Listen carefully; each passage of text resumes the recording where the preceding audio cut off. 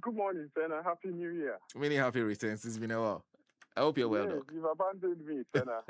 How's You that are, for you us? are helping reset Ghana and you are not talking to your friends anymore. Oh, it is those in power who need to look for me. Senna, reset Ghana is for everyone. You're also in power. Anyway, So receive it. Amen. Yeah, Senna, I just heard you play the voice of the Yes. minority ranking member on our committee. Yes, the ranking member on your committee, Dr. Yao Isaac Opoku. So with due respect, let me say this and allow you to ask me your questions. We had a planned activity that the committee, in playing its oversight role, had to invite Cocobod, an institution that we have oversight responsibility over. Having heard some farmers complain of challenges they were having getting payments and also selling their cocoa beans, we decided to engage Cocobod to explain to us what the issues are and also extract from them what solutions they have for the challenge. As in the practice, the chair, myself, and the ranking had discussed this, and then we invited Cocobod. So Parliament formally invited Cocobod to appear before us on Wednesday. Now, on Tuesday night, this ranking called me and told me there were other emergencies that had come. I said, oh, more emergencies, more than the cocoa farmers challenge? He said, yes, Chairman, please bear with me. If we could entreat Cocobod to rather appear before us on Thursday. So I consulted a few of our colleagues, and we obliged. And then we set Cocobod to meet us at 2 p.m. on Thursday. And then 11 a.m. on the same Thursday, you hold a press conference. What you just played. And then you are asking questions. Then Cocobod came and answered at 2 p.m. So this was a calculated political mischief that they are just using the temporal challenges we find to play politics to the sensibilities of the poor farmer. They're simply taking advantage of it in a very unfair manner. These questions that you are asked, 10 billion, these are not facts. Because yesterday, when the CEO and his team appeared before us, we had all the opportunity to ask all those questions, and they provided answers. As committee, we also had a pathway on resolving the problem.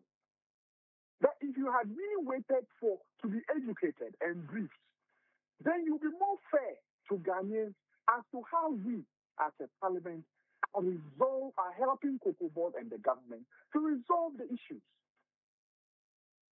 So Senna is mischief, is information that they had pre-prepared and is based on a propaganda line. They had a well-rehearsed strategy to give you this impression that they had given you.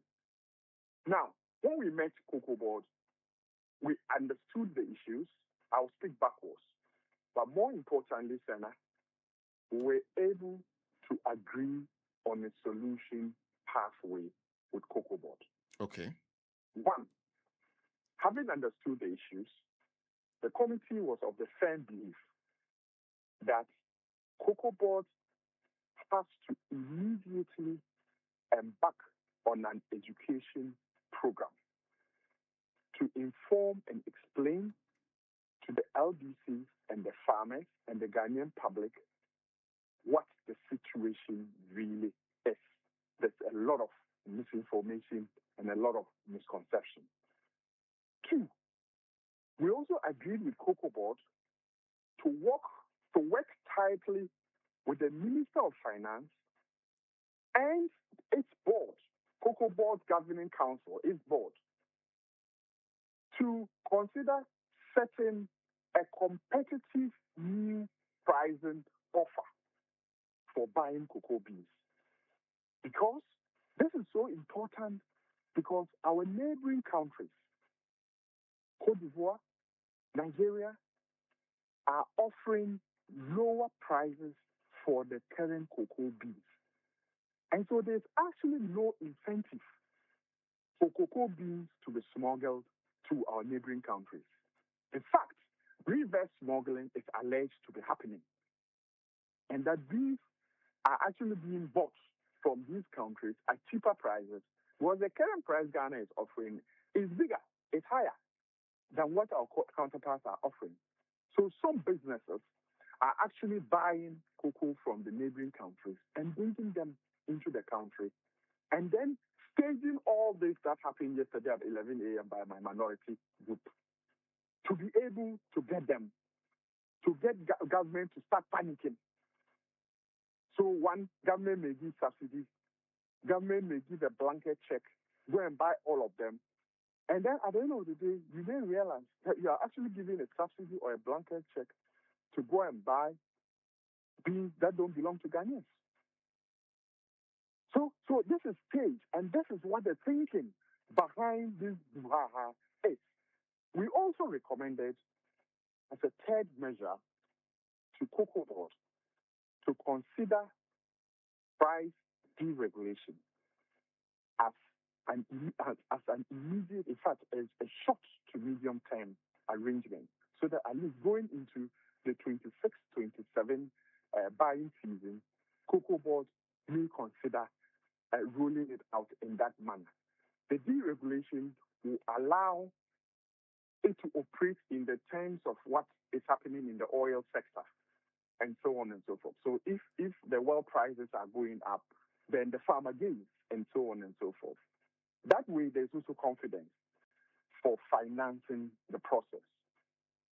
I think finally, our recommendation again to them was that they should fast track the new Cocobod Act.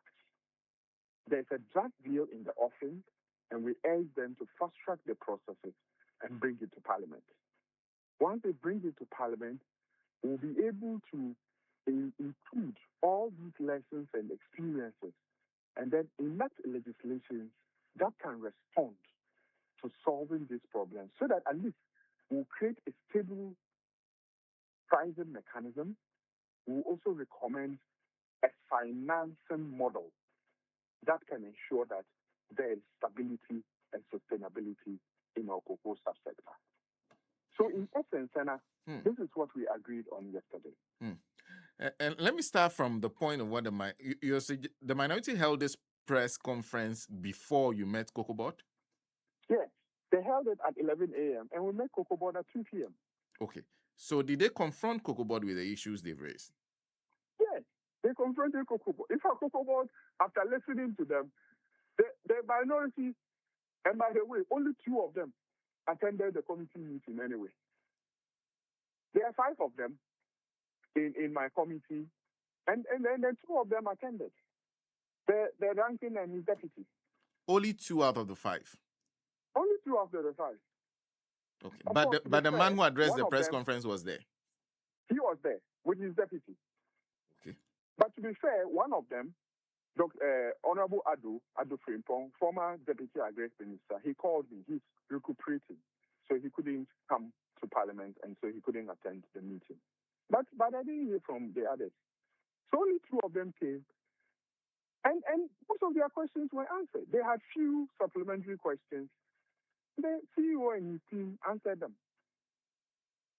In fact, it was very embarrassing, because after listening to them at 11 a.m., and the fact that the man came and provided all the answers, and then I said, what is this? That's how we do national development? This is how we offer responsible opposition? Is that what we mean by holding government accountable? That you package a pack of mistruths and mislead the public? No, we shouldn't do that. And I want to understand the mistruths that you talk about. Are you I'm suggesting that nothing they said there was true? Nothing they said at the press conference was true? So I don't know which of them is true. I actually don't, unless you point to me. One, the problem that we are facing now, the truth is that there is some challenge. that there's some cocoa beans and that there's some LDCs that have not been paid yet. Now, it's not true that since November, no payment has been made to LDCs. That's untrue. Because the facts, and mind you, Cocobod appeared before the committee and under oath.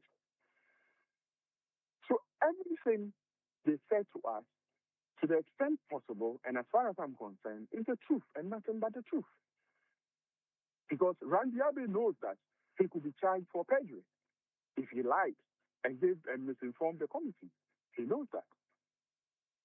So in November, actually paid 5.5 billion Ghana cedis to LDCs.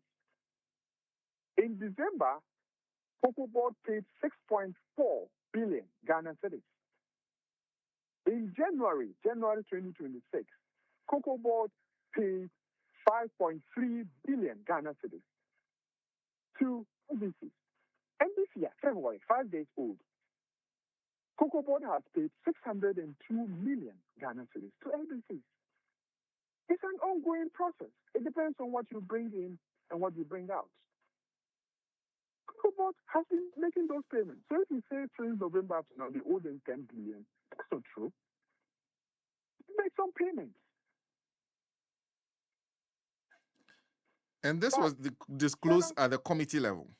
Yes, it's at the committee. This information we got from the committee yesterday. Did they raise the issue of the 10 billion they were talking about? They raised the issue of the 10 billion. That's when the Cocobod chief executive explained that we've been making payments. And we've made these payments up to now. Now, it's not all the beans that have been received that have been bought from farmers that have been paid for. Because you see, Senator, let me now take you back. The issue, if you don't get it well, you may fall into this trap that our friends in the minority have set. You see, before 1992, we had a situation where Ghana, all of us know the position of cocoa in our economy. So, Cocobod then, now we started operating, I think, as way back 1947 or so. Now, they have been buying cocoa based on domestic money raised from domestic bonds and other financial institutions that are in country. So they do the basic trading. We borrow money, buy, sell, pay your money, make your profit, get some forex for the country, and move on. Because Ghana government will always guarantee for you to borrow the money. Now, from 1992 thereabouts, there was now a need because there was an expanded portfolio of trade. And the foreign interest and participation, because in other developed countries, we had always further processing of cocoa beans into other value-added sophisticated products, i.e. chocolate, confectionery industry, blah, blah, blah. And so there was a huge demand for cocoa, particularly Ghanaian cocoa, because it's premium cocoa. Now, that demand rose. And so there was a thinking that why don't you always float requests for proposals and allow the off-takers, the Cadbury's, the Olams, etc., to negotiate with these financial institutions abroad to syndicate, to put money together, to come in good quantums of money to buy. And by our law, Cocobod is the only mandated institution that can sell to these companies abroad. So that's when the whole concept about syndicated loan came up. And so for 32 years or so, we've been doing syndication every year. So Cocobod will float the request for proposals and then sign contracts. On the basis of those contracts, the financing institutions will see that there's some collateral based on the contract. Then they will advance the money. They will come to Parliament, who will approve, and then they will go ahead and then buy the cocoa. And usually what happens is that when they receive the syndicated loan, they will apportion a percentage of it based on the contracts and give what they call seed fund to the LDCs, the license buying companies. So these LDCs will go to our farmers, buy, pay, and then offload to Cocobod, and Cocobod would now forward sell. Now, depending on the price model and whatever, because they take loans, they have to be some guarantees, so they will normally forward sell. So they then that's where the management issues come in. They will forward sell as i.e. 60%, 20%, depending on what the management strategy really is. And then some they will sell some on their spots if the spot price is more attractive, whatever. That's how they go ahead with this model. And my point is that we've done it for about 32 years. Now, in 23-24 production season, or if you like, the buying season, we had a challenge with Cocobod. The challenge was that Cocobod couldn't pay its bills. Cocobod could not amass enough bills to pay for their syndicated loan. And so the Ken Oforiatta Finance Ministry decided to restructure the cocoa bills. And so Cocobod was unable to pay its bills with financiers. And so Cocobod was brought under the DDEP. So its debt was part of the domestic debt restructuring program that went on. And so any financial institution that either will be lending you money or advancing money to you, if you are restructuring its debt, then that is a risk. And so at that point, when Cocobod floated the request for proposals in 2024, not a single financial institution responded. Nobody brought money. Really? And so they floated, they couldn't get a syndicated loan. And so by accident, Senna, that pricing, that financing mechanism of using syndicated loan had to change. Okay. You couldn't get the money. The banks wouldn't come. They've lost confidence in your economy. They've lost confidence in your ability to pay. So nobody put a peswa. They didn't bring any kobo. And so they had to change. But the beef had to be bought. In fact, at that point, they had defaulted in paying the 800. In fact, it was always 1 billion, 1 billion. They had 1 million, 1 million. They had defaulted in paying the 800 million that was advanced in 2024, 2023, 2024. So now, what do you do? So they had to negotiate with the LBCs that were liquid to go and buy the bills to save the government from embarrassment. And so LBCs that were liquid went ahead and bought the bills. The producer price was set. Now, where are my notes? I could get the exact figures for you. Now, the producer price was set. The off-takers would then see, oh, we want Ghana cocoa, so what do we do? But Ghana still owes us 333,000 metric tons of beef. So what do we do? So it was a question of being rational in your advancing your money to a country that couldn't manage its debt. You know, so they did it this way, and that new financing model already began to introduce challenges. So now this was at the same time that we had a cocoa road debt. We had the management and administration costs of Cocobod ballooning to 208%. I mean, by 208%. You recall Auditor General brought this report out in 2023, 2024, and it was a huge, I think you and I even spoke about this on radio. Yes. You know, so Senna, this is the situation Cocobod, the now Cocobod inherited. So what is being implemented now? It's a minority is calling for them to look for money and pay. Look for money where? You couldn't look for money in 2024. Look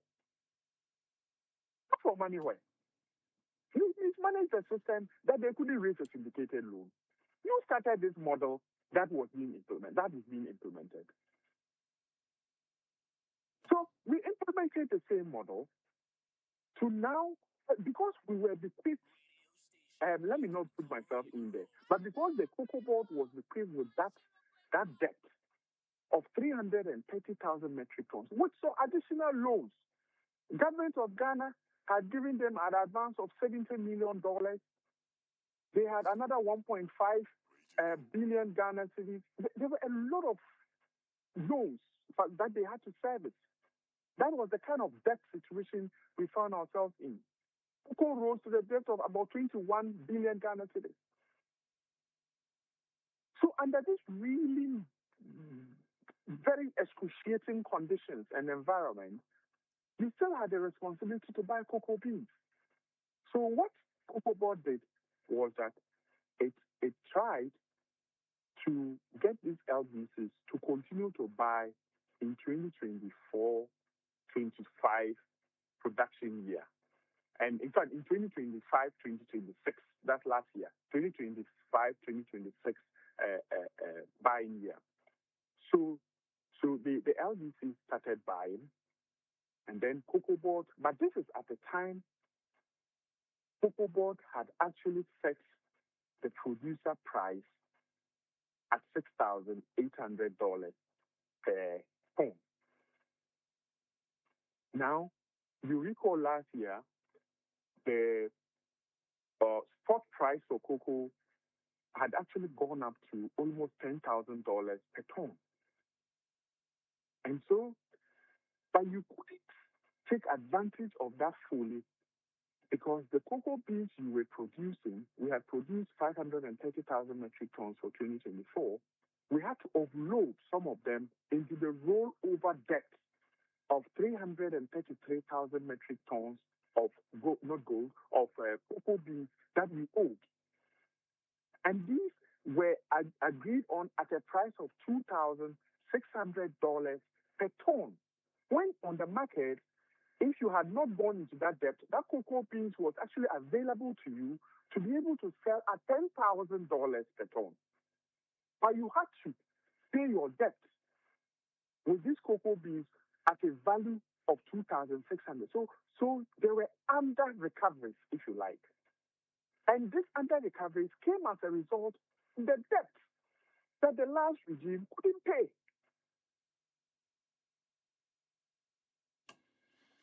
You see? So, bro, if you look at the situation, when the kettle is calling the pot black, it's something that pisses me off big time. Because I feel that as representatives of the people, you and I, and we are partners in this center, you and I should be focusing on solutions. In fact, I took my time to walk you through this trajectory to let you know that it's not as if the management of Cocobod is deliberately causing some mayhem with cocoa farmers. No, that's not the situation. In fact, Cocobod has already received about 530,000 metric tons between November and yesterday. Meanwhile, they had projected the whole season, they still have 7 months to go. They had projected to buy 660,000 metric tons. So if by the third month, you've already received 530, and is left. And what has happened to our production? Senna, how come people are claiming so much beef is still on the ground? Where's it coming from? Is it coming from Ghanaian cocoa trees? So if you want to invest your money in smuggling cocoa beans in, you want to come and hijack the government to use the poor taxpayers' money to go and buy it in a way that will satisfy your economic interests. I see. The final call we made was that Cocobod should liaise with the Ministry of Interior and the Ministry of Defense to keep a proper eagle eye on the smuggling routes. And that, from their revelation, what could actually be happening could be a reverse smuggling. So people are bringing cocoa into people Ghana. Are bringing in beans. Okay. Otherwise, there was also a report, and I think the minority mentioned it, that instead of cocoa juice sacks, that people were bagging the cocoa beans in fertilizer sacks. That is impossible if it is Ghanaian cocoa beans. You know why? Since Cocobod started buying beans, it has always been jute sacks. And these jute sacks are given to LBCs. And for the projected quantum that Cocobod projects to buy in this farming season, they have given adequate quantities to LBCs. But the LBC is rational. It's a rational business enterprise. The LBCs will not give their cocoa sacks to you if they are not ready and knows about their money to buy. So if you go and bring beef from abroad and LBC is not sure what government and Cocobod will be doing, how it will be responding, you think they'll give them juice sacks to you? So there's a security dimension. Okay. And so as Parliament, our considered view is that we should look at these issues properly, but more importantly, respond directly to the challenge that the cocoa farmer or some cocoa farmers are facing, which is that the price compared to our neighbors is not sustainable for Ghana. So an immediate price, competitive price mechanism has to be fixed. And that, based on the satisfaction of the security arrangements of the quantities of cocoa that we have, in fact, if a new price mechanism is set, okay, I believe you won't hear this problem again. Okay. I believe so. A few things, just before I let you go, you are saying that people are actually bringing, so cocoa is now the beans are now being imported into Ghana because our prices are better than our neighbors. If that's the case, why are you then advising the setting of a competitive new pricing offer? Because it's not sustainable. Government of Ghana is already doing under recoveries, meaning that the price Cocobod has set, the world market price for cocoa beans is dropping as well. It's moved down from the 10,000 that we used to hear to now $3,800 per ton. Meanwhile, the current price that Cocobod has set is $7,800 per ton. And out of that, they give 50% of that, which is about $5,040 per ton, to the cocoa farmer. Meanwhile, you run a cost. This $5,040, per ton, transportation and cost-wise, to about $6,400 per ton. And then you go and sell it at $3,800 per ton. The only lack is that between Ghana and Cote d'Ivoire, we have what we call the living income differential of $400. So if you add the $400 per ton to the $3,800, you get $4,200 per ton. That's still about $2,000 difference. So for every ton that you are buying to sell at $4,200, you are actually looking for $2,000 somewhere to make up for your projection, for the price you yourself have set. And so you need to look at the price again, because you are doing under recoveries. And so where are you getting the $2,000 to add, per ton to add? I mean, $2,000 per ton to add. So they are under recoveries. And for an economy that went through what we went through, and lucky to be now resetting and going forward to look at a sustainable pathway, you can only do this temporarily, but you cannot continue to be doing under recoveries of neighborhood of $2,000 per ton. You can't do that.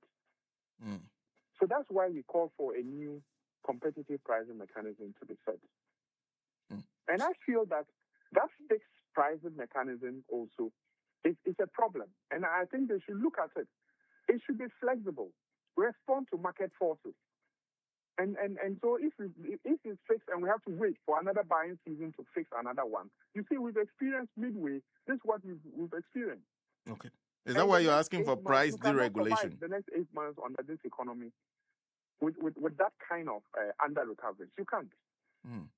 Does that fall into the price deregulation proposal you made? Exactly so. Exactly so. Hmm. And I think that we should even ground it in law. That's why we recommended the Cocobod to fast track their bill and bring it. Then we can look at this and then legislate most of these arrangements. Then we can take off with the sector properly as part of the research. So they messed it up, and we're just trying to fix it. To be honest with you, I really want to commend our farmers. I'm sure most of them have been paid, but other of them that have not been paid or still have some bills, be assured that your people, your representatives in Parliament, are also concerned about this. The Minister of Finance, Agric and Cocobod are concerned about this. We have met, we have discussed, and continue to engage. I'm very confident we'll evolve a sustainable pathway so that we can solve this problem. Please disregard the propaganda lines that the minority put on this subject. It's insensitive, and I call on them to withdraw and apologize to the cocoa farmers and the people of Ghana. Doc, thank you. Thank you very much for speaking to us. You're welcome, Simon. Dr. Godfred Seidu Jasaw is Chairman, Food, Agriculture and Cocoa Affairs Committee of Parliament, giving us some very, very important education on this matter. And most of these things you are aware of, because I've spoken to Doc many times on the challenges Cocobod faced under the New Patriotic Party and what the current administration has inherited and the attempts to improve it. He says what they engaged in was propaganda. They should withdraw and apologize for it. It was insensitive, to say the least. Well, we have to do